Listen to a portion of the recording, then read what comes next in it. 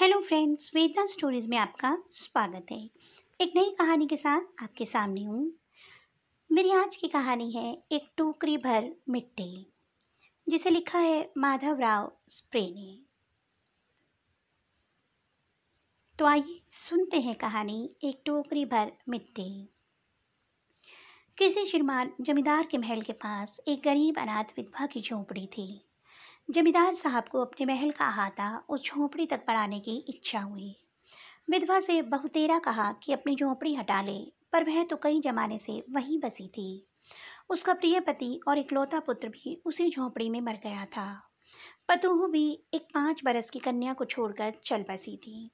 अब यही उसकी पोती इस वृद्धा काल में एकमात्र आधार थी। जब उसे अपनी पूर्व स्थिति की याद आ जाती तो मारे दुख के फूट फूट कर रोने लगती थी। और जब से उसने अपने श्रीमान पड़ोसी की इच्छा का हाल सुना, तब से वह मृत प्राय सी हो गई थी। उस झोपड़ी में उसका मन लग गया था कि बिना मरे वहां से वह निकलना नहीं चाहती थी। श्रीमान के सब प्रयत्न निष्फल हुए। तब वे अपनी जमींदारी चाल चलने लगे। बाल की खाल निकालने वाले वकीलों की थैली गरम कर उन्होंने अदालत से झोंपड़ी पर अपना कब्जा कर लिया और विधवा को वहां से निकाल दिया। बेचारी अनाथ होती ही पास पड़ोस में कहीं जाकर रहने लगी। एक दिन श्रीमान उस झोंपड़ी के आसपास टहल रहे थे और लोगों को काम बतला रहे थे कि वह विधवा हाथ में एक टोकरी लेकर पहुंची। श्रीमान ने उसको देखते ही नौकरों से कहा कि इसे यहाँ से हटा दो, पर वह गिड़गिड़ा कर बोली, महाराज, अब तो यह झोंपड़ी तुम्हारी ही हो गई है, मैं उसे लेने नहीं आई हूँ। महाराज क्षमा करें, तो एक विनती है। जमींदार साहब के सिर हिलाने पर उसने कहा, जब से यह झोंपड़ी छूटी है तब से मेरी पोती ने खाना छोड़ दिया है। मैंने बहुत कुछ समझाया, पर वह एक नहीं मानती। यही कहा करती है कि अपने घर चल, वहीं रोटी खाऊंगी। अब मैंने यह सोचा कि इस झोंपड़ी में से एक टोकरी भर मिट्टी लेकर उसी का चूल्हा बनाकर रोटी पकाऊंगी। इससे भरोसा है कि वह रोटी खाने लगेगी। महाराज कृपा करके आज्ञा दीजिए, तो इस टोकरी में मिट्टी ले आऊं। श्रीमान ने आज्ञा दे दी।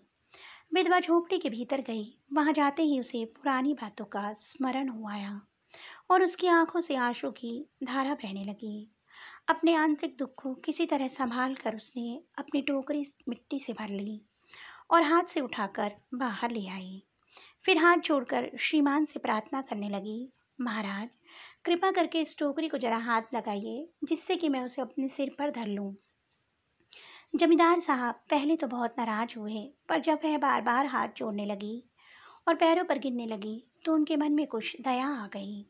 किसी नौकर से न कहकर आप ही स्वयं टोकरी उठाने आगे बढ़े।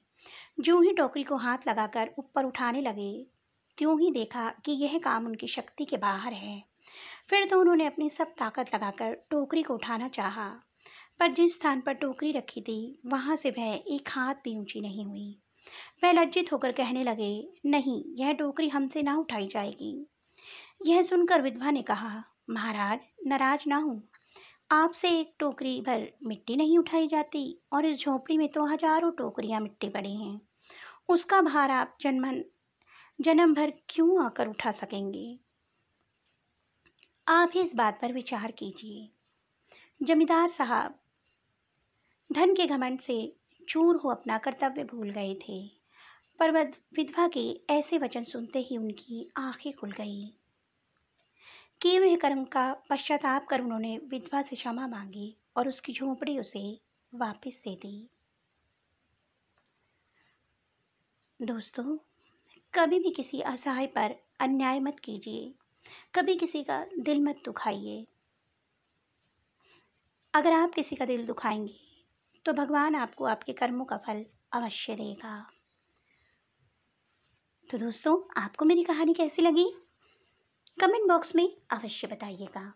जल्द ही एक नई कहानी के साथ आपको मिलूंगी। तब तक के लिए बाय बाय।